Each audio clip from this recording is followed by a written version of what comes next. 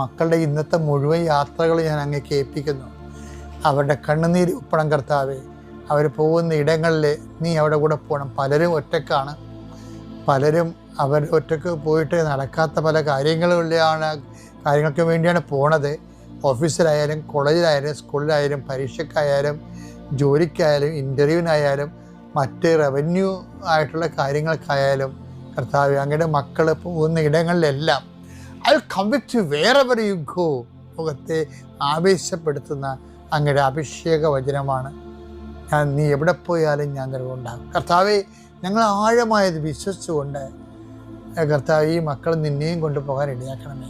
അമ്മേ, പരിശുദ്ധമേ, സമയത്തിൻ്റെ അധികാരി സഞ്ചാരി മാതാവേ, അങ്ങയുടെ മക്കളുടെ കൂടെ സഞ്ചരിക്കണമെന്ന് പ്രാർത്ഥിക്കുന്നു.